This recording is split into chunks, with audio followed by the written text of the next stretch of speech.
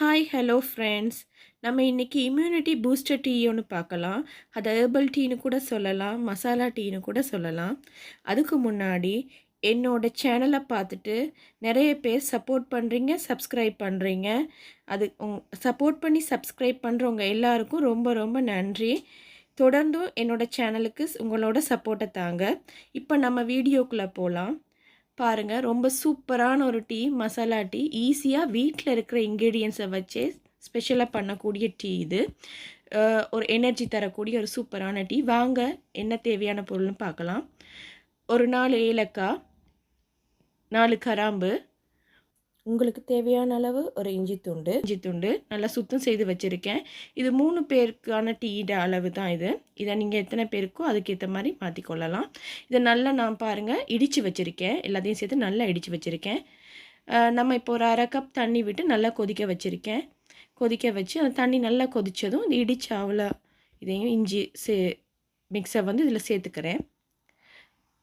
இது நான் இப்படி செய்கிறதுக்கு காரணம் வந்து இந்த இஞ்சி சாறு, இந்த எல்லா ஸ்பைசஸ் சாரும் இந்த தண்ணியில் நல்லா சேரணுன்றதுக்காக வேண்டி தான் இந்த தண்ணியில் நல்லா கொதிக்க விடுறேன்.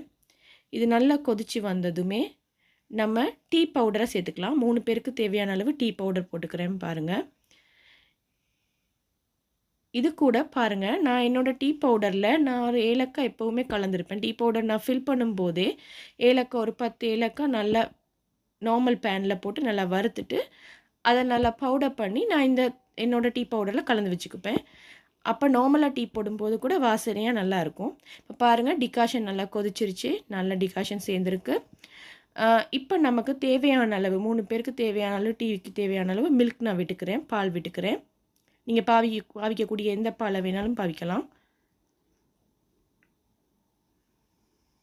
பால் விட்டு ஒரு நிமிஷம் ஒரு கொதியில் இறக்கிடணும்.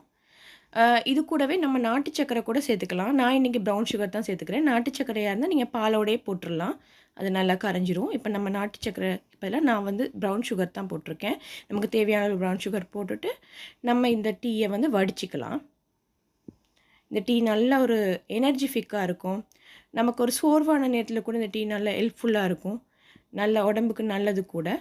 நல்லா மிக்ஸ் பண்ணிவிட்டு இப்போ இந்த டீ ரெடி. நம்மளோட சூப்பரான masala tea, immunity booster tea ready. இது நம்ம ஈவினிங் டைமில் ஒரு நல்ல மில்க் பிஸ்கட்டோட சர்வ் பண்ண சூப்பராக இருக்கும். ஒரு விசிட்டர்ஸ் வந்தாலும் கொஞ்சம் குயிக்காக ஈஸியாக வீட்டில் இருக்கிற இன்க்ரீடியன்ஸை வச்சு பண்ணக்கூடியது.